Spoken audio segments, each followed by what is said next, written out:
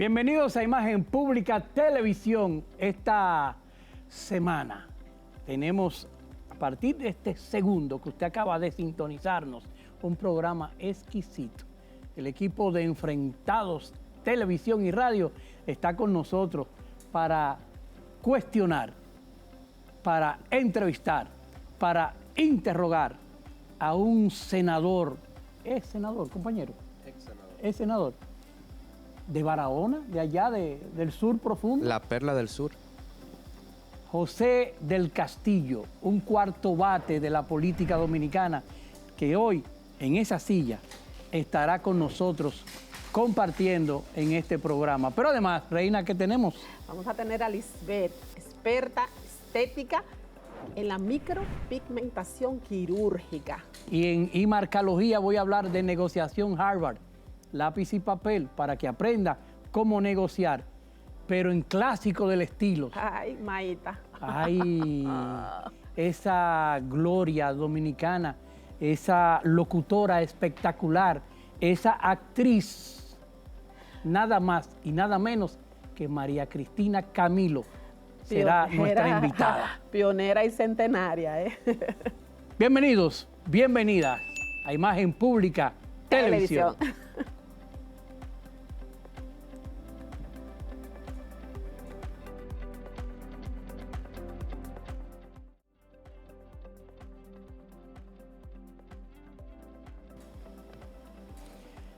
Bienvenidos de nuevo a Imarcalogía, el programa, el segmento que tenemos cada semana para informarle de los temas gerenciales que manejamos en nuestra firma Imagen Pública Consulting. Precisamente uno de estos temas que manejamos en el libro Imarcalogía y en el próximo libro, la novela. Ay, señores, la novela de Imarcalogía. Eso sí está chulo, Reina. Se lo envié a 2 o 3 amigos para que le dieran una revisión y me dieran su opinión. Y me han dicho que está mejor que el libro. Guay. Y ya eso es mucho, que el libro Imarcalogía, ¿no? Y es mucho que decir. Pantalla grande. Miren, la negociación es un arte, pero para negociar bien hay que entrenarse. Para usted saber cómo, cuándo, dónde y qué negociar, usted tiene que tener mucho conocimiento y práctica para en el ejercicio de la negociación usted lograr lo que se llama el mejor acuerdo aceptado de negocio, el MAN. El MAN. Este acuerdo busca conciliar de manera racional, justa, duradera, evitando la mayor parte de los conflictos y los enfrentamientos. Y manteniendo, Reina, la relación. Siempre que usted va a negociar, hay una máxima de negociación que dice, duro con el problema, suave con las personas. Repito, duro con el problema, o sea, su objetivo, cualquiera que sea, usted tiene que lograrlo. Salvaguardando. Ahora, suave con las personas, porque si usted no logra ese objetivo hoy, eso no quiere decir que no lo puede lograr con esa persona después. En otro tipo de negocio. Pero si usted maltrata a esa persona hoy, después no podrá lograr el objetivo con esa persona. Mata el gallo entre las fundas. Así es. Sin Entonces, haberlo sacado a pelear. Hay un método que se llama método de negociación Harvard, lo vamos a ver en pantalla, que usted tiene 7 elementos para usted tomar en cuenta. Ahí lo vemos en nuestra pantalla y lo primero que usted tiene que saber, cuáles son sus alternativas. Cuando usted vaya a una negociación, tiene que llevar 3 o 4 posibilidades, 2 o 3 planteamientos, porque no siempre el planteamiento único que usted tiene, el interlocutor, el negociador, lo tiene que aceptar. Entonces hay que tener 2 o 3 planteamientos para que usted, si uno no se puede, en términos de los intereses suyos, que es lo otro, ¿no? Intereses, los suyos y los míos no son iguales. Los intereses de Reina, muy cercana a mí, no son los intereses míos, a pesar de que somos compañeros de vida. Cada uno tiene sus propios intereses. Su punto de vista. Hay una parte del acuerdo de la negociación, cuando tú hablas de los intereses, que se puede llegar a un acuerdo, se puede cerrar un acuerdo aún no estando de acuerdo. Claro, es que cuando uno de los acuerdos es no estar de acuerdo. O sea, tú y yo podemos tratar una negociación y en esa negociación no estar de acuerdo. Si los dos no estamos de acuerdo, ya es un acuerdo.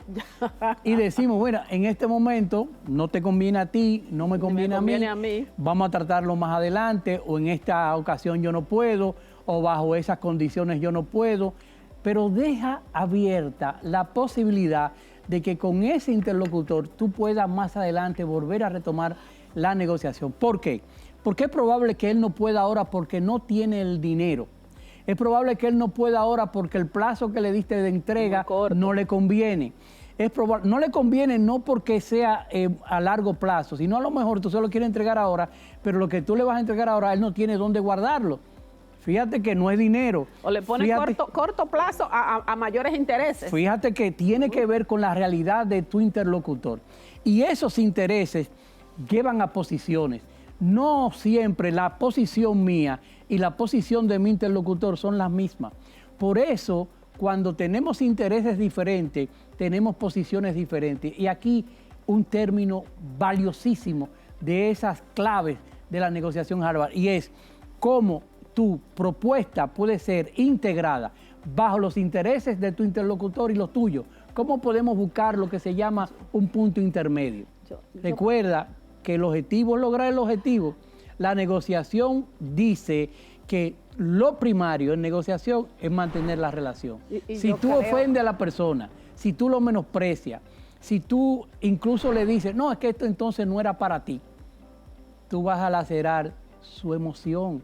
Y cuando tú laceras su emoción, surge un cerebro que te hemos enseñado aquí, que es rectílico, donde no hay negociación. Y yo creo que en este tipo de negociaciones es necesario una buena dosis de empatía de parte y parte, o por lo menos si hay una tercera persona que es el negociador.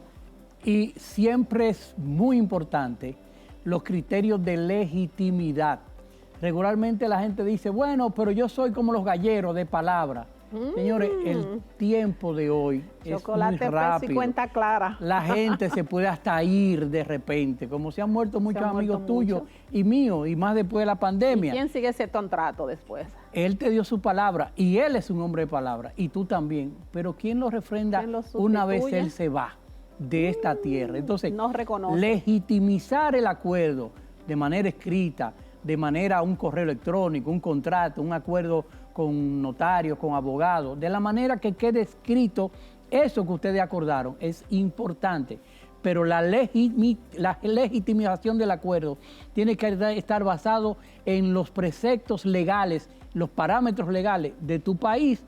Tú no puedes hacer un acuerdo aquí contando con ese acuerdo con leyes fuera de aquí, como se hacen fuera de aquí. Tiene que ser basado en las leyes nuestras, porque si no, cualquier defensa puede dar al traste con esos argumentos que tú pudieras utilizar. Y ya hemos visto en muchos casos, Mariano, que falleciendo una persona, los sucesores, aún estando un contrato escrito, buscan cualquier pequeño desacuerdo o que puedan ellos buscar para dejar fuera de lo legal el contrato actual, si le conviene a ellos. Cuando la gente no está de acuerdo, busca cualquier desacuerdo para echar para atrás la negociación. Y por eso la legitimización del acuerdo es vital. Pero recuerde que es lo primario en la negociación. Duro con el problema, tus objetivos, tus intereses. Suave con las personas. Lo que no lograste hoy cerrar no es algo que mañana, en un mes, en 2 meses, el próximo año, la próxima temporada, necesariamente tú no puedes cerrar. Es probable que si hoy le dejaste esa brecha, esa apertura, esa posibilidad, él mismo, cuando pueda, cuando tenga, cuando las condiciones estén dadas, te llame y te diga, ahora sí.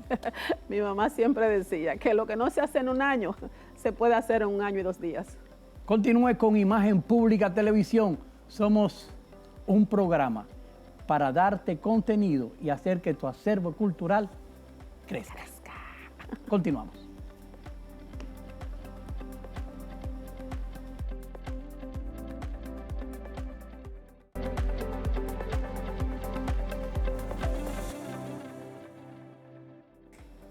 Bienvenidos a esta sección Clásicos del Estilo, donde siempre rememoramos, recordamos con tanto cariño personas que fueron parte de nosotros, por lo menos nosotros, ¿verdad? De nuestra infancia y como muy buenos referentes. Hoy tenemos nada más y nada menos que a Maíta, María Cristina Camilo. Regularmente decimos que son personas ido a destiempo. María Ojo. Cristina Camilo duró Por Dios. 106 años, pero el que la trataba, aún a sus 106 años, se daba cuenta de que estaba lúcida Sí, en sí. todas sus facultades, Sí. además con un don de gente exquisito. Ay, sí, O sea que el hecho de que tuviese 106 años no quiere decir que no fue a destiempo. Ella- Todavía la queríamos con nosotros. Ella decía siempre que era una envejeciente feliz y así, eso era lo que irradiaba siempre. Tenía un programa que se llamaba, creo, las abuelas o algo así. Abuelo 911. Oh. Yo lo vi en algunos momentos y con buenos consejos. Pero además, Maíta fue locutora, actriz. Yo recuerdo ver escenas de Felipe y Macario. Ya, Yo sí. recuerdo a Maíta siendo locutora de la lotería. Que fue pionera, Sí. O que sea, fue la primera mujer. Aquí en Radio Televisión Dominicana fueron sus orígenes, aquí en Radio Televisión Dominicana, donde se produce este programa, porque hay otros canales que nos retransmiten, pero este programa se produce en Radio Televisión Dominicana y aquí hay mucho cariño, muchos recuerdos hacia nuestra María Cristina Camilo. Fue la primera mujer locutora en la radio, en la televisión. Ella formó parte de los primeros que de fueron los a la pioneros, televisión. por supuesto. Hay imágenes que vamos a ver en el transcurso de este segmento para recordar, darle honor a quien honor merece. María Cristina Camilo, que tenía una fisionomía emocional, regularmente decimos que es endomorfa, porque era un poco llenita, bajita, llenita, carita pero redondita. su cerebro, el cerebro que primaba en María Cristina Camilo, era un cerebro límbico, porque ella era y muy mamífero. emocional, muy cariñosa, muy afable, muy decente. Ay, sí. Y además, esa María Cristina Camilo tenía ese don de ser como esa madre que Sí. todo el mundo quería acercarse. Ya a Protectora. sus años, es abuela, ¿no? Abuela. Pero siempre, siempre recordaremos con mucho cariño a María Cristina Camilo. En Radio Televisión Dominicana se le hizo un homenaje Sí, cuando su póstumo. desaparición y dedicamos todo un fin de semana de esa desaparición, vuelvo y repito, ido a destiempo, de María Cristina Camilo. Así me decían cuando hablé del doctor Joaquín Balaguer, ido a destiempo con 96 años. Sí, pero- No es la edad, señores, no es la edad. Es que hay gente Lo que aportaba y que, podía haber que dado todavía están lúcidos y que hay gente que la vida no arranca con la muerte. Hay gente que su vida en el plano espiritual, en el plano emocional, siguen físico con nosotros a pesar de no estar físicamente presentes. Ella con su estilo que fue tradicional o fue dramática porque ella marcó una historia con su peinado Claro, único, clásico. Es que ella en su momento fue una persona que sin hablar de moda en aquel entonces, No. pero ella tenía ese Iba un garbo. paso adelante ese siempre. garbo de vestir elegante, de vestir bonita, de cuidar su imagen pública, de cuidar su imagen Hasta el física. ahí no había un pelo fuera de lugar. Y nunca escuchamos un ruido No. en los medios de No, comunicación tampoco. Fue sobre íntegra. María Cristina Camilo. Fue íntegra. Y eso en esta sociedad con María Cristina Camilo tenía que tener, qué sé yo, 80 años en el arte, porque Sí. empezó jovencita. Sí. O sea, eso es muy difícil, tú en 80 años de Ininterrumpidos, historia ¿eh? no tener un ruido en los medios de comunicación. Todos esos años ininterrumpidos, desde su Así es. inicio hasta el tiempo que tuvimos que despedirla del plano terrenal. Recordamos a María Cristina Camilo, una dama elegante, una dama que perfumaba el ambiente donde compartía. Que su esencia fue un ícono definitivamente. Continuamos.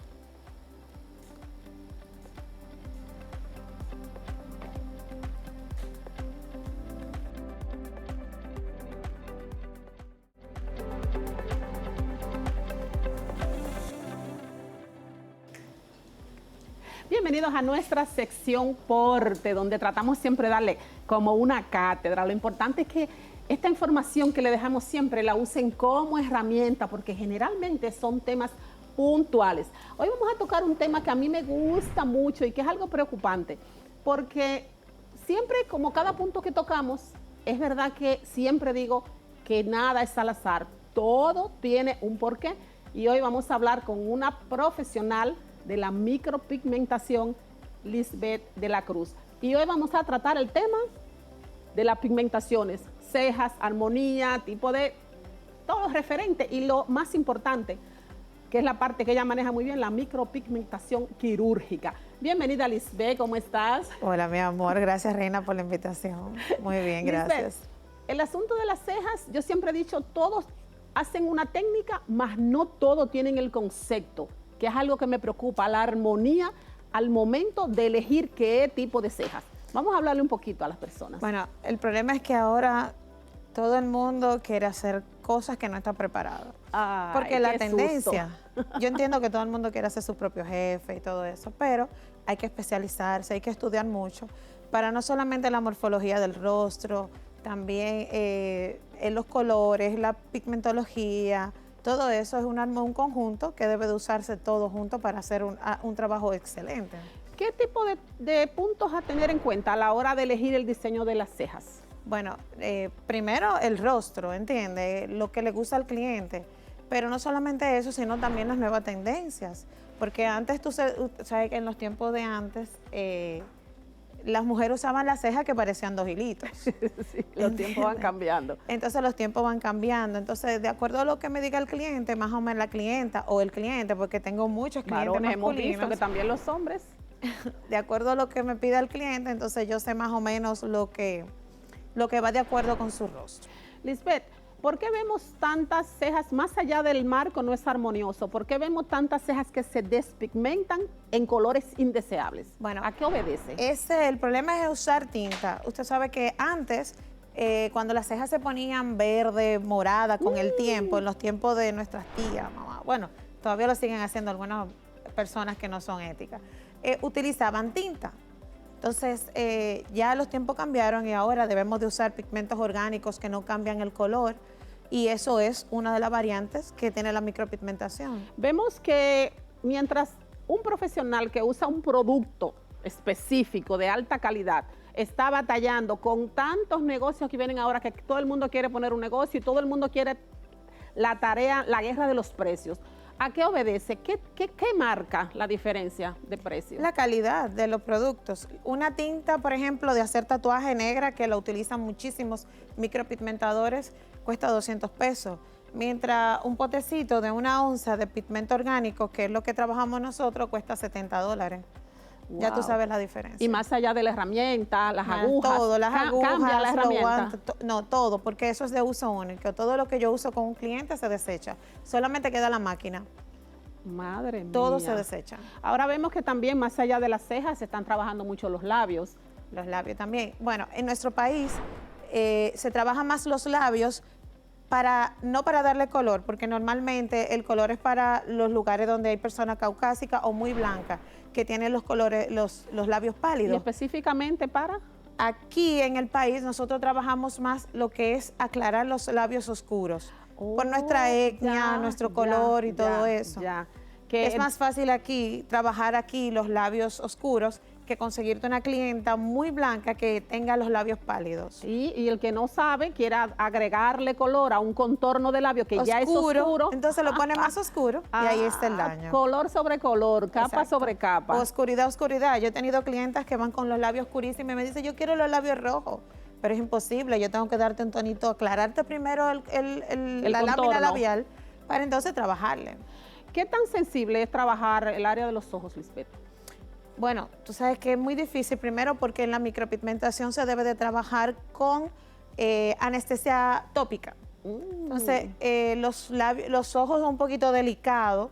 Antes los tatuadores inyectaban, pero usted sabe que si tú no eres médico, tú puedes lastimar cualquier nervio, y más en el ojo. Entonces, siempre duele y se inflama. Además de que la única forma de trabajar los ojos para que perduren el tiempo es utilizando tinta. Entonces, por eso yo no soy muy partidaria de los ojos. Yo siempre lo he visto como más riesgoso y más sensible. ¿Y los casos de alergia? Bueno, Si trabaja con pigmentos orgánicos, no le va a pasar ninguna alergia porque son hipoalérgicos. Por eso yo siempre a personas que me dicen que son alérgicas, yo les digo, ven, hazte una prueba de alergia, dura 2 o 3 días y ya tú sabes que no te va a pasar nada, pero así tiene tranquilidad y todo eso. ¿Y el asunto de una prueba para alergia en el mismo contorno del ojo o en una parte específica al azar del No, rostro? se puede hacer en cualquier lado la prueba de alergia, eso no importa. ¿Y no es más sensible el área de los ojos? Sí, pero si tú trabajas como es un trabajo muy superficial, no le va a pasar nada. Entonces, se puede hacer hasta sin anestesia, sin dolor, porque es la prueba, no es el Dios. trabajo en sí, que hay que trabajar un poco más profundo quizás. Y tan definido que cuando tú haces un trabajo permanente, cuando vienen trabajos que están hechos de forma errada, ¿cómo es el difícil. proceso de corregir? Bueno, si son las cejas es fácil porque tenemos láser que lo podemos eliminar. Si es los ojos, no hay láser para eliminarlo. ¡Wow! Y con el asunto de los labios, en caso También de se que- puede trabajar láser, se recuerda, yo no sé si tú te recuerdas que antes las mujeres se ponían la orilla negra para hacerse los labios. Eso se puede eliminar con láser, una boquilla específica del láser. Pero los ojos, o sea, hay que ponerle lente a la persona para trabajarle el láser. Ya Entonces, se puede es ver la difícil. importancia. Vamos a tocar el tema que nos interesa, que es la parte donde sí se ve la micropigmentación quirúrgica, que es la parte que tú has estado haciendo de forma terapia. La ¿Cómo le paramédica. llama? La paramédica. Bueno, yo comencé hace 6 años porque yo comencé a donar las cejas hace 7 años, los meses de octubre, que era el mes del cáncer de mama, y comencé a donar las cejas, 2 cejas por mes. Ese mes donaba 10, pero yo no daba abasto. Entonces yo decidí donar 3 cejas al mes. Pero entre ellas siempre llegaba, el 95% de mis clientes sobrevivientes eran de mamas. Y Claro. llegaban sin mamas y pasaban por un proceso muy terrible, porque normalmente las mujeres que pasan por el cáncer de mama, el esposo la abandona. Entonces el cáncer la destruye económica, moral, psicológicamente. Entonces yo quería como darle un extra. Me fui a Brasil y cogí un avión y me fui y aprendí la técnica. Entonces comencé a donarla y tú le cambias la vida, porque de verse mutiladas esas mujeres frente al espejo y tú verla que ellas vuelven a tener sus senos, aunque no se sienta, pero se ve. Se ve ya Es un cambio en la vida de esas visualmente. personas. También lo trabajas en el asunto de cicatrices, accidentes, cicatrices que quedan, Y de cirugías. cirugías estéticas sobre todo, ajá.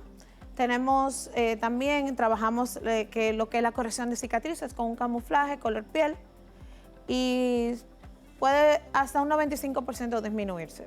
En el caso de clientes que tengan esqueloides, ¿hay alguna solución? Sí. ¿Hay algo que pueda mejorar? Se inyecta. La queloide, antes de nosotros trabajar la micropigmentación paramédica con la corrección de cicatriz, debe de estar lisa la cicatriz.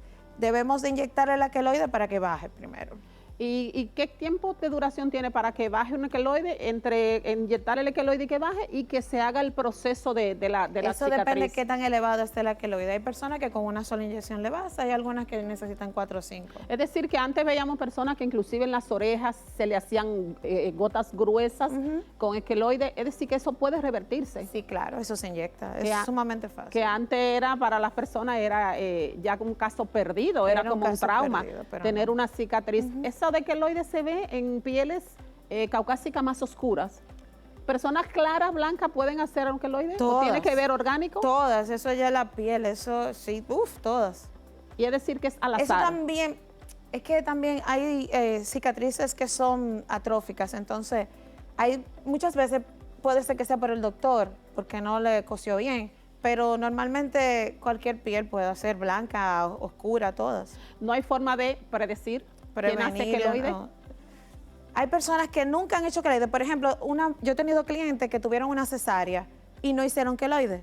Y ¿Y si en hicieron una una abdominoplastía, hizo queloide. Entonces, eso depende de cómo lo acosan también el doctor. No hay una zona específica donde se haga más, que queden cicatrices con queloide, unas zonas más que otras. Normalmente es en la cicatriz del tummy tuck porque tiende a abrirse, porque tú sabes que las mujeres muchas veces no guardan reposo, el reposo que tienen que guardar, o le quitan demasiada piel y tú sabes que la mujer tiene que caminar derecha, no camina bien todo el tiempo. Entonces, el tummy tuck es la parte que queda con más problemas, que normalmente tiende a abrirse.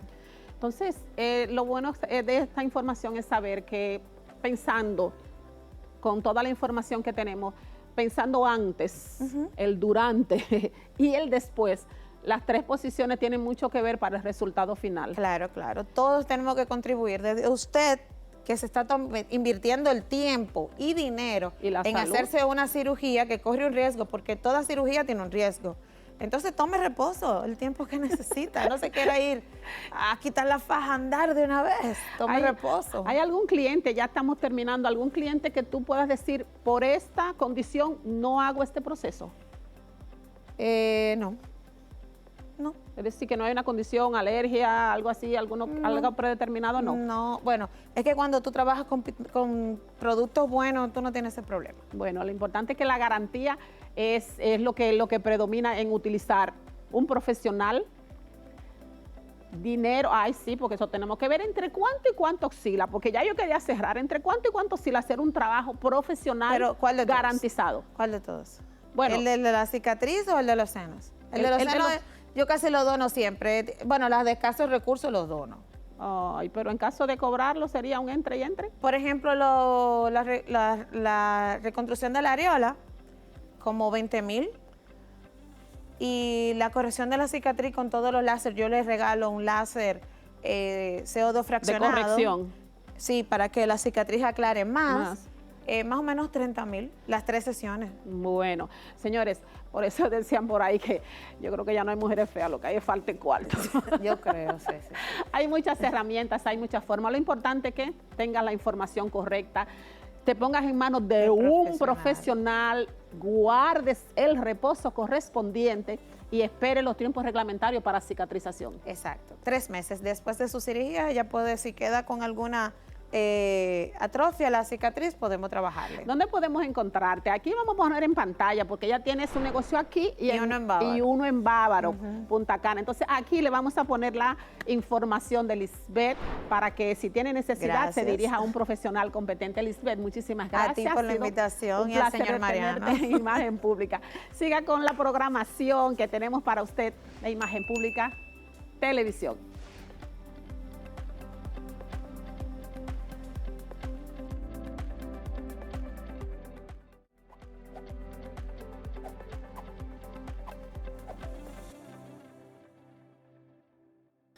De regreso, Imagen Pública, segmento principal, Personal Branding. Una marca personal es aquel que ha construido un legado. Es aquel que cuando lo vemos, muchos quisiéramos ser o parecernos a esta marca personal. Es aquel que aroma por donde pasa con su marca, con su branding, su hacer y su haber. Hoy, nuestro invitado es un ex senador de la República Dominicana, un político importante, pero además un sureño como yo, José del Castillo. Bienvenido. Bueno, un placer estar aquí en este Bienvenido, programa, de un verdad que placer. sí, encantadísimo. Y además amable. naqueño. Además, también. Naqueño, Así es. claro, Hay claro muchos que sí. puntos en común. Sí, sí, sí. José, ¿naces en Barahona? No, yo nací en Santo O Domingo. sea, igual que yo. Ajá. Ah, Yo voy a Barahona en una relación, digamos, de adoptiva. Inicié mi actividad en la provincia, en la política precisamente, de manos de Gonzalo Castillo, que sí es oriundo de la provincia de Barahona. Y hacia el año 2007 empezamos a hacer actividad, en ese momento promoviendo las aspiraciones de Danilo a la candidatura presidencial por el Partido de la Liberación Dominicana, que en ese momento no logró, y posteriormente ya en el 2009 adquirí una residencia en Barahona y seguí haciendo actividad política en Barahona. Para las elecciones del año 2012, ya Danilo siendo candidato oficial del Partido de la Liberación Dominicana, me tocó coordinar la provincia, y mientras Gonzalo coordinaba electoralmente la región Enriquillo. Y luego en las elecciones del año 2016, pues yo asumí ese rol de coordinador de la región Enriquillo. Y finalmente, pues aspiré en el año 2019, en la primaria interna, para ser el candidato a senador del PLD.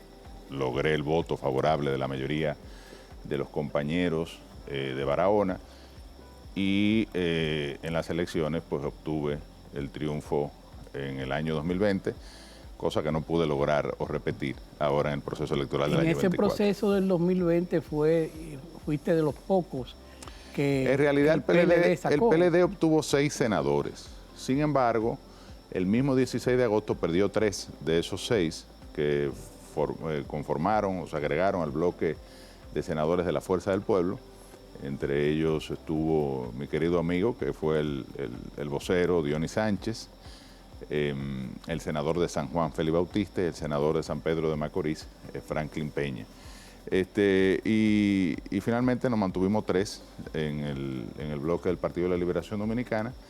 Yo salgo ya del Senado en el año 2024, luego de, como dije, por tratar de repetir. Evidentemente era un escenario muy cuesta arriba, hubo elementos que no me favorecieron, en el caso no hubo alianza en el municipio de cabecera de Barahona para las elecciones municipales. Eso evidentemente generó una idea de que a la alianza le iba a ser difícil ganar las elecciones en mayo, porque perdió el municipio de cabecera y la mayoría de los municipios. Solamente ganó, el PLD obtuvo 3, un alcalde y 2 directores de distrito de 22 demarcaciones que tiene Barahona, una provincia muy grande y además fragmentada.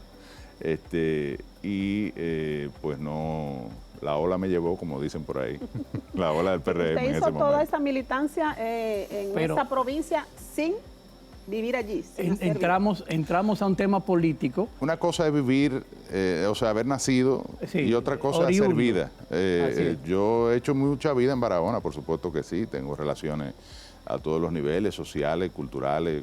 Vamos a brindar porque estás con nosotros. Salud, compañero. Salud, chicos. Salud. Salud. Bueno, Salud. gracias. Salud. Salud. Tengo mi casa ya desde el año 2009, como dije. Tú sabes, José, que mucha gente... Y es un caso, digamos, particular, pero no es el único. Hay muchísimos senadores Sí, claro. Y diputados también. que no son nacidos diputados más. La gente que viene al programa, invitado como eres tú, nuestro público televidente a veces quiere saber cosas que no sabe. Por ejemplo, tu infancia. Me dices que naciste en Santo Domingo, ¿a qué colegio fuiste? ¿Qué estudiaste? Para que la gente Yo sepa un nací poco. en el Centro Médico Dominicano, o Nacional, que es el que hoy Centro Médico UCE, que estaba ahí donde está ahora. La Máximo Era Gómez. más pequeño, de hecho todavía las instalaciones, en el lobby principal están las instalaciones iniciales de ese hospital. Viví alrededor de un año en Naco y luego nos mudamos en Gascue, donde yo crecí, me crié, acudí durante 13 años, es decir, mi vida desde primero de primaria al Colegio Dominicano de La Salle, aquí en La Bolívar, que me quedaba cerca de la casa incluso. Entonces me gradué. ¿Ese eres tú? Ese soy yo. Ese soy yo. Me hackearon el Instagram, pero está bien. Ese es en mi casa. Bueno, de hecho esa fotografía estaba donde el vecino, tenía unos amiguitos ahí. Y mi padre, que era aficionado a la fotografía, me tiraba fotos, muchísimas fotos, y por ahí andan otras. Bueno, entonces me graduó en el año 1992 de bachiller en el Colegio Dominicano de La Salle. Inmediatamente ingreso en la Pontificia Universidad Católica Madre y Maestra, donde estudio la carrera de Derecho. Luego una maestría en Legislación Económica y Derecho Empresarial. Posteriormente, y bueno, digamos que esa es mi primera etapa de formación académica. ¿Cómo llegas al PLD? Mucho después. Yo primero, digamos que ejercí mi actividad pública en lo privado. Y de hecho, yo decía recientemente que en este año 2026 cumplo 30 años en los medios de comunicación. Yo empecé en el año 1996 en un programa de televisión de temas económicos, de la mano de Saúl Pimentel. Amigo mío, En al momento.net, mi hermano Ahora, Saúl. pero en ese momento Ahora. era Televisión del Caribe, TVC. Sí, Saúl, saludos para ti, querido hermano. Estaba, recuerdo, ahí en el edificio que le llaman la Boleta Única. En la Buen maestro. En la 27 de febrero, no, un faculto, como él Sí, dice. así es. Entonces, Y muy íntegro, Saúl, Sí. una belleza de persona. De hecho, él hacía un noticiero local que salía en el canal 16, que era CNN en español también. Entonces él producía la parte local y el único programa que había era uno de temas económicos que nosotros hacíamos, un poco parecido a lo que era Economía y Negocios de CNN en español. El nuestro se llamaba Revista Económica. Ahí lo hice con Edwin Croes, economista muy prestigioso, ya fallecido. José Alejandro Ayuso, abogado, hoy miembro del Tribunal Constitucional. Pero además con ellos yo trabajé en la parte privada, en su empresa de consultoría, y yo me dediqué antes de entrar en la política e ir al PLD, que es la pregunta que tú me haces, más de 14, 15 años en la actividad privada básicamente, como abogado y como asesor. Luego yo entro al Partido de la Liberación Dominicana en el Congreso Rafael Caseacta, precisamente conozco a Danilo. Danilo era en ese momento secretario de la presidencia, lo conozco en casa de Manuel García Arévalo, empresario. Estamos hablando de finales del año 2005, 2006, cuando él, meses después, él renuncia a la Secretaría de la Presidencia, inicia, digamos, ese cisma entre Leonel y Danilo que se produce precisamente en ese tiempo, en esa coyuntura, cuando Danilo le reclama a Leonel que, digamos, que le tocaba a él asumir la candidatura presidencial. Yo recuerdo que Danilo se fue y montó una oficina frente a la mía, detrás de lo que hoy es Acrópolis.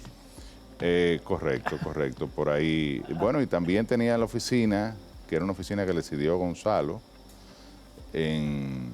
ahí en Gamsa, eso es en la Abraham Lincoln, detrás de 360, con José Amado Soler. Fuiste primero viceministro de Industria y Comercio, luego ministro, fuiste presidente de Indotel en los gobiernos del PLD. Sí. Y entonces, ese proceso de funcionario público, ¿qué vivencia te deja? ¿Qué experiencia te deja? ¿Lo volverías a repetir? Mira, sí, evidentemente si uno se mantiene en política es porque tiene una vocación. La política tiene, yo digo siempre que tiene pocos elementos, o sea, pocos momentos de satisfacción y muchos de desazón y desasosiego. Wow. No es fácil, sobre todo en nuestro medio, es un ejercicio político muy clientelar también. En la provincia que me tocó por razones de que la vida me llevó ahí, las relaciones de amistad y bueno, hice actividad política ahí. La provincia de Barahona es una provincia muy pobre, es la 7ª provincia más pobre del país. La mayoría de las provincias del sur. Esas necesidades están muy a flor de piel y el político ejerce la actividad con mucha presión de ese tipo social, de muchos reclamos sociales. Y desde el punto de vista de la actividad, lo cierto es que uno tiene que estar preparado. Claro, yo tengo 20 años ya de ejercicio, pero uno está expuesto y más ahora, con los temas de las redes, cualquiera escribe lo que quiera, de quien sea. Y la familia sufre, los hijos sufren. ¿Cuántos hijos sufre tiene? La esposa. Yo tengo un hijo, mi hija, Alejandra, que es la primera, nació en el año 1996, saliendo yo de la universidad, ahí mismo fresquecito. Mi hijo José Manuel, fallecido hace 2 años. Y el hijo que me dio la vida, yo digo, que es el de mi esposa Chariné, que también es política, la conocí en la actividad política, pero que, digamos, con Carlos Miguel, que ya tiene 18 años, yo estoy relacionándome con él desde que tiene 2 años, o sea que es un hijo para mí también, claro. Eduardo Ramírez, pregunta para el senador. Justamente me gustaría, desde el plano político, preguntarle sobre esta transición que hace. Recientemente usted cambió de partido político y referente a eso me gustaría preguntarle entonces si siente usted que el sistema de partidos políticos necesita renovarse o está a la vanguardia de las expectativas que tiene la población sobre él. Tras la pausa usted va a contestar eso, porque ahora vamos a cumplir unos compromisos comerciales. Permanezca con nosotros, somos Imagen Pública Televisión, nuestro invitado, el ex senador de la provincia de Barahona, José del Castillo. No se vaya, volvemos en breve.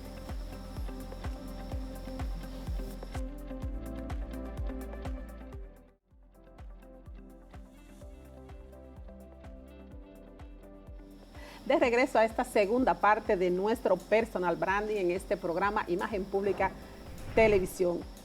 Político, economista, abogado, señores, un cuarto bate. Teníamos una pregunta. Además tengo tamaño para cuarto bate. También. Y para vaquebolista. José Sabiñón. Teníamos una pregunta en el aire. Bueno, la pregunta sobre el sistema de partido y la transición que he hecho. Bueno, es evidente que el sistema de partido está en crisis en la República Dominicana. Eso lo demuestran incluso las encuestas. Los partidos son la institución que, no solo política, la institución en general que la gente menos cree. Y esto evidentemente es una tarea para los políticos, porque entonces evidentemente que como figuras los políticos tenemos mucho nivel de descreimiento en la ciudadanía. En el caso de la transición que hice, es bueno aclarar, y muchos no me lo toman en cuenta, sino que de una vez me acusan de traidor y de dar un salto y de tránfuga y qué sé yo. Yo salgo del PLD el año pasado, en agosto. Yo duré casi 6 meses, digamos, en un periodo de, ¿cómo se dice?, de reflexión, de ver qué iba a hacer con mi vida política, cómo retomarla, ¿no? Ya cuando uno entra en esto, a pesar de que, como decía en el segmento anterior, hay muchos elementos de dificultad, es como una vocación. O sea, uno tiene el deseo de continuar aportando a través del ejercicio público, a través de la participación en las organizaciones políticas. Y bueno, el partido que más se asemeja y donde uno tiene más relaciones porque militó durante 20 años junto con ellos, es el Partido Fuerza del Pueblo.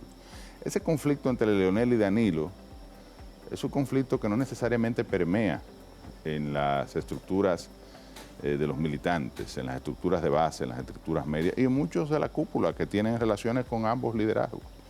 Eso es un conflicto que se da en el seno de ellos, es decir, que tiene ribetes incluso personales, que uno pensaría que un individuo como Danilo y hasta el propio Leonel debería no tomar eso mucho en cuenta, pero la política aquí es mucho de eso. Pasional. Recordamos esa rivalidad entre Don Juan y Peña Gómez, entre Balaguer y Juan Bosch, o Balaguer y Peña, entre Jacobo y Salvador. Es decir, son elementos que se dan mucho en el escenario de la política dominicana. Eso ocurre más bien en el marco de Danilo y Leonel, no es algo que permea, como he dicho, a los demás dirigentes, y por eso yo di el paso hacia la Fuerza del Pueblo. Muchos dicen, pero es un oportunista. Oportunista si me hubiera ido el PRM. Exacto, si te hubiera ido al gobierno. Lo que hay en la Fuerza del Pueblo, correcto, es trabajo para fortalecer un partido relativamente nuevo, que apenas ha participado en 2 procesos electorales, el del 20 y el del 24, y está en crecimiento y posicionamiento. Y que hoy se ve, sí, como una opción hacia el año 2028, no hay duda, pero no es una opción que esté garantizada, sino que dependerá del trabajo que se haga de aquí a esa fecha. Anel Victoriano. Muchos han aludido que no tienes nada que aportar en este proceso, que no llevas nada nuevo ni una propuesta fresca. Por tus procesos pasados pudieran entender que hasta una persona derrotada. Sin embargo, ¿qué tiene que aportar este liderazgo que llevas a ese partido? La política se gana y se pierde, eso es parte del proceso. No siempre se está en la posición de lograr el objetivo electoral. Leonel ha perdido 2 veces las Luis elecciones. perdió antes de ser Luis presidente. perdió múltiples ocasiones ¿Ah, sí? antes de ser presidente de la República. Danilo perdió en el año 2000 la candidatura presidencial. Es parte del proceso. Eso es parte del proceso. Y si hay algo que reconocerle a Danilo, una frase que siempre, o sea, que yo he demostrado en la práctica que funciona, es que en la política el trabajo se acumula y llega un momento en que genera los frutos. En el caso nuestro, debo decir que pienso que he tenido una carrera exitosa desde el punto de vista político. Escalé hasta el máximo organismo de dirección del entonces Partido de la Liberación Dominicana, que era mi partido. Llegué a ser miembro del comité político. Fui viceministro de Industria y Comercio, fui ministro de Industria y Comercio, fui presidente del Instituto Dominicano de las Telecomunicaciones, senador de la provincia de Barahona, una provincia donde ni siquiera nací. Perdí el proceso electoral con un 40%, cosa que no muchos pueden decir, es decir, salí por la puerta grande. Yo creo que esto, precisamente esta experiencia, este aprendizaje, ese liderazgo, si se quiere, es lo que vengo a aportar a la Fuerza del Pueblo con el objetivo de trabajar. O sea, aquí no vengo atrás de un cargo, de una posición. De hecho, no quiero afectar a nadie en el espacio político, porque eso puede generar contradicciones. Lo que vengo es a demostrar que tengo capacidad de aportar al crecimiento electoral de la Fuerza del Pueblo, sobre todo que veo, y eso está demostrado en una encuesta que se publica hoy, que Leonel y la Fuerza del Pueblo, y en su defecto Omar, que es la otra figura. Si hay otra figura política en la oposición que tiene relevancia y que las encuestas lo colocan como una figura potable de cara al 2028, está también dentro de la Fuerza del Pueblo, que es Omar Leonel Fernández. Y es en el seno de este polo electoral donde, sin lugar a dudas, tenemos toda la oportunidad de aportar, de desarrollar un trabajo a los fines de lograr el triunfo electoral en el año 2028. Reina Costa. Se puede ver con el background que lleva usted, se puede ver llegando al PLD, aunque usted dice que no va detrás de una posición, se puede sentir a la Fuerza alguien, del Pueblo. A la Fuerza del Pueblo, se puede sentir alguien intimidado, porque aunque usted dice no quiero un cargo, pero al final otros son honestos y dicen siempre vamos detrás de un cargo. Salir de una contienda electoral en la posición con un 40%. Uno tiene aspiraciones y eventualmente las va a traducir en el escenario que sea, y la democracia da para que se dé un ejercicio legítimo de competencia en cualquier caso y que el mejor valorado sea el que obtenga la posición. ¿Cómo entra la Fuerza del Pueblo? Honestamente, yo no quisiera aspirar de nuevo a una posición electiva de senador. ¿Cómo entra la Fuerza del Pueblo, José? Y si no fuera senador, entro como miembro de la dirección política. Como miembro de la dirección política. O sea, el mismo nivel que tenía en el PLD. Ya yo no era miembro del comité político en el PLD, pero digamos que en el máximo estamento de dirección del partido, Fuerza del Pueblo, que es el equivalente a miembro del comité político. Y si no fuera esa misma posición, como acaba de decir, ¿a qué posición aspiraría o le gustaría? Mira, yo lo que quisiera es que la Fuerza del Pueblo ganara las elecciones, que Leonel fuera el presidente de la República, que Omar logre su objetivo electoral, el que defina de aquí al proceso del año 2028. Y que de alguna manera eso permita pues reencaminar el país en la senda del crecimiento económico, que es uno de los elementos por los cuales se reconoce la gestión de Leonel y que hoy en día está en riesgo. Está en riesgo porque ahí están las estadísticas que el propio Banco Central ha ofrecido. El año pasado apenas crecimos un 2.1%, este año no se sabe, se inició con unas expectativas de 4.5%, ya se están revisando hacia la baja de nuevo. Entonces yo creo que esa conquista, que es importantísima para que nuestro país recupere la senda del desarrollo y logre salir de un país de ingreso medio a uno de ingreso alto, un país desarrollado, y a veces uno hasta pelea esa clasificación de país de ingreso medio, porque vivimos como un país de ingreso bajo realmente, o mucha gente vive en la vulnerabilidad. Lo que queremos es eso, una gestión de gobierno encaminada a lograr esos objetivos, con un nivel suficiente de planificación, con experiencia de Estado, con capacidad probada ya en el ejercicio de la cosa pública, que pueda de alguna manera pues retomar el sendero de crecimiento que la República Dominicana ha tenido durante las últimas décadas. Y en mi caso, bueno, me gustaría participar de la gestión del gobierno. Si me toca ser candidato a senador, pues lo sería, no hay duda. Cuando uno viene a una organización, sobre todo una figura que llega nuevo, digo, tengo un ejercicio, soy un veterano de la política, todo lo que tú quieras, pero llega a un espacio nuevo. Entonces debo comportarme un poco como el soldado, digamos, que hace las tareas que se le te necesite. donde sea necesario. Distinguido José del Castillo, dentro de su historia sobre su preparación tanto personal como política, y luego representar en calidad de senador una provincia tan pobre, de tantas carencias, nos preguntaríamos si nuevamente usted aspiraría a esa nueva posición entendiendo que hubieron cosas que faltaron allí por completar. Bueno, yo debo decirte que en Barahona falta todo. Y que un legislador ni el de ahora, que es del PRM, ni yo, ni otro, lo que estamos es reclamando cosas para la provincia. Unos lo hacen más que otros.